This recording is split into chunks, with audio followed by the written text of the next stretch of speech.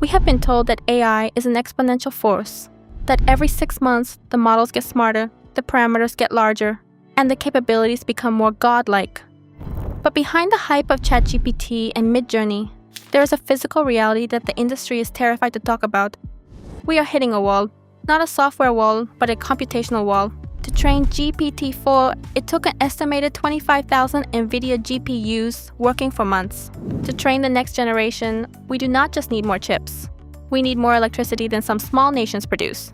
We are trying to simulate the complexity of the universe using 19th century thermodynamics and 20th century transistors. Today, we are going to be honest about the state of artificial intelligence.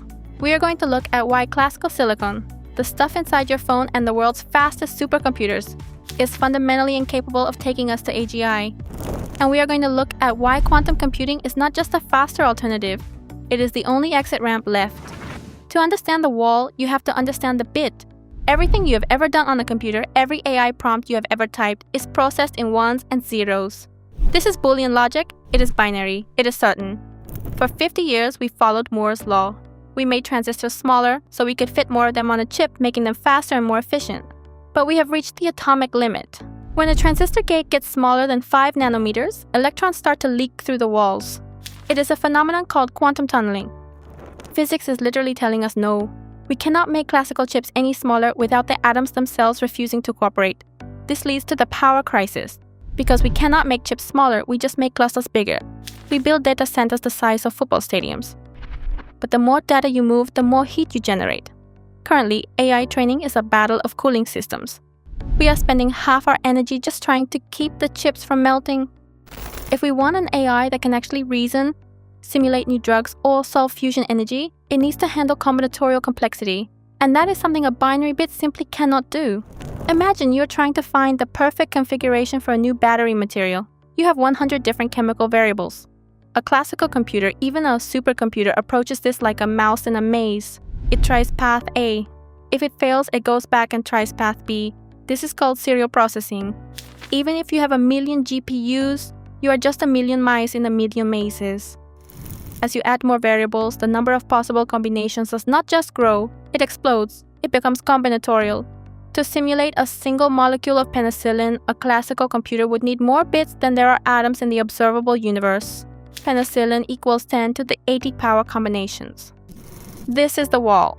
Current AI hallucinates because it does not actually understand the physics of the problems it is solving. It is just predicting the next likely word based on a massive, inefficient database. It is a stochastic parrot. It cannot calculate the truth of a new molecule because it does not have the computational power to simulate the quantum mechanics of the atoms themselves. Enter the qubit. Unlike a bit, which is a 1 or a 0, a qubit exists in a state of superposition. It is a probability. When we talk about quantum computing in the context of AI, we are not talking about a faster version of what we have. We are talking about a fundamental shift in how we process information. Because of entanglement, qubits can talk to each other in a way that classical bits never can. If you have 300 perfectly entangled qubits, you can represent more states simultaneously than there are atoms in the universe. This is how we break the wall. Instead of trying every path in the maze one by one, a quantum computer explores the entire mathematical space at once. For AI, this means exponential training. A problem that would take a classical cluster the size of Texas 10,000 years to solve could be solved by a quantum processor in 200 seconds. This is not a theory. This has been demonstrated by Google, IBM, and IonQ. But it is not just about speed. It is about quantum machine learning. Now, let's be honest. If quantum is so great, why am I filming this on a classical camera and you are watching it on a classical phone? Because quantum is hard, very hard. To work, qubits need to stay in a state called coherence. The problem is that qubits are incredibly sensitive.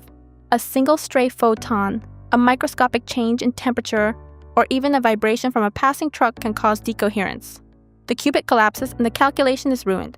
This is why we keep quantum computers at 15 millikelvin. That is colder than outer space. We are essentially trying to build a delicate glass cathedral in the middle of a hurricane. Right now, we are in the NISQ era. Noisy intermediate scale quantum. We have the machines, but they make mistakes. We are currently working on quantum error correction, which is the software that will allow these machines to fix their own glitches. At labs like Estrella Global, the focus is on resilience. How do we take these high-level computational theories and make them operational in environments that are not perfect laboratories? That is the real frontier. AI is the brain. Quantum is the upgrade that brain needs to keep growing.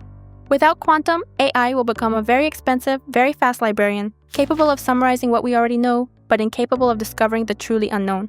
With quantum, we move from artificial intelligence to universal intelligence. We will be able to design superconductors that do not need cooling. We will find catalysts that pull carbon directly from the air. We will solve the folding of proteins to end diseases that have plagued us for millennia. The wall is real, but so is the way over it. If you want to see the hardware that is going to live in this new world, the autonomous systems and the high-resilience engineering that will define the late 2020s, make sure to subscribe. We are just getting started.